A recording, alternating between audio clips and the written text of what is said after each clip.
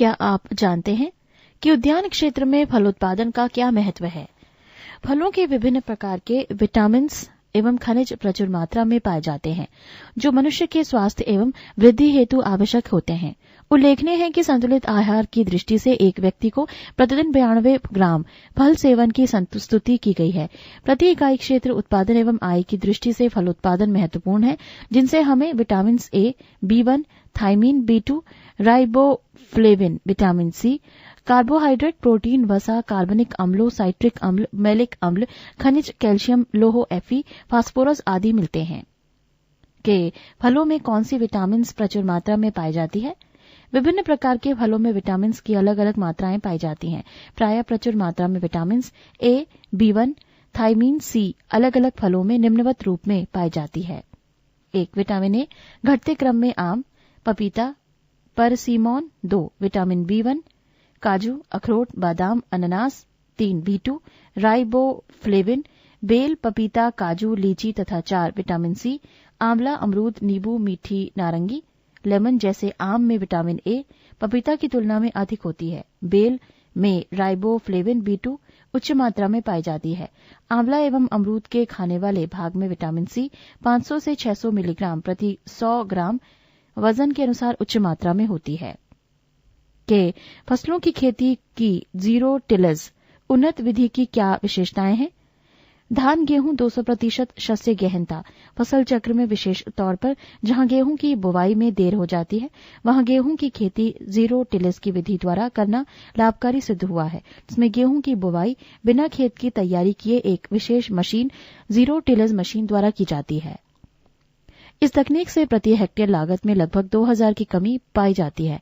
7 से 10 दिन जल्दी गेहूं की बुवाई से उपज में वृद्धि, खरपतवार गेहूं की मामा, फ्लेरिस माइनर गेहूंसा के प्रकोप में कमी, प्रथम सिंचाई में 30 से 40% जल की बचत, उर्वरक एवं बीज की एक साथ बुवाई से कृषि लागत में कमी, छिटकमा बीज विधि की तुलना में 10 से 15% ज्यादा उत्पादन, बीज बुवाई में बीज की कम मात्रा आदि विशेषताएं हैं। कि डीआरडीओ द्वारा विकसित रुस्तम 2 क्या है? भारतीय रक्षा अनुसंधान संगठन डीआरडीओ में मानव रहित लड़ाकू विमान रुस्तम 2 विकसित किया है और इसकी उड़ान सफल रही है। 2 इंजनों वाला ये ड्रोन अमेरिकी लड़ाकू ड्रोन की टक्कर का बनाया गया है। रुस्तम 2 को जंग के मैदान के अलावा नेविगेशन के लिए भी इस्तेमाल किया जा सकता है। भविष्य में डीआरडीओ इसे तीनों सेनाओं को सौंप देगा।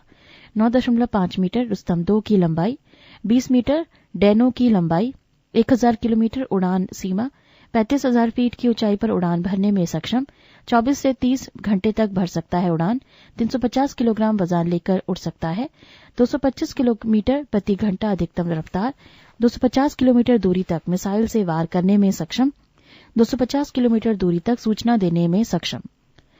IAI हेरोन की जगह लेगा।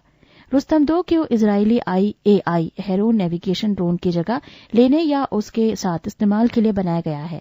हेरोन एक बार में 52 घंटे तक लगातार उड़ान भरने में सक्षम है। 350 किलोमीटर उड़ान सीमा के साथ ये 207 किलोमीटर प्रति घंटे की रफ्तार से 10,000 फीट की ऊंचाई पर उड़ान भर सकता है। डीआरडीओ इसके लिए हेलिना नामक air launched anti armour system भी तैयार कर रहा है। वहीं अन्य मिसाइलें भी लगाने पर शोध हो रहा है। कि विनिर्दिष्ट अनुतोष का क्या अर्थ है?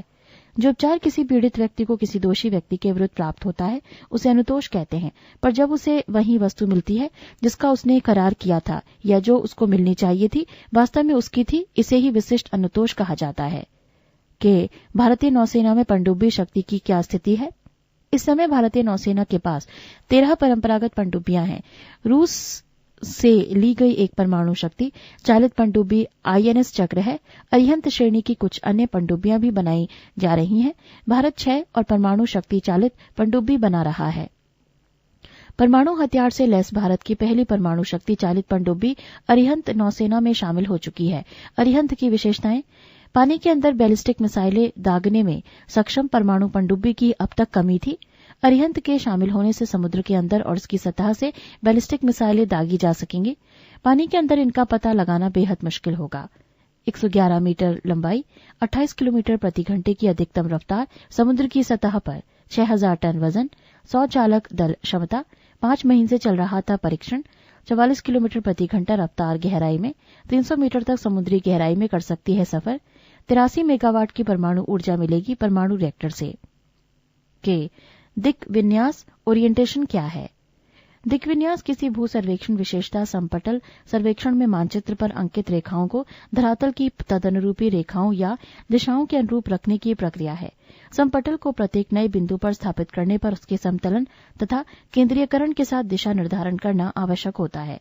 सर्वेक्षण रेखा के प्रथम बिंदु पर द्रोणी दिक् सूचक ट्रोफ कंपास की सहायता से मानचित्र पर चुंबकीय उत्तर का निर्धारण किया जाता है। सर्वेक्षण रेखा के अन्य बिंदुओं दिशा का निर्धारण दिक् सूचक द्वारा अथवा दृष्टिपात बैक साइट द्वारा किया जाता है।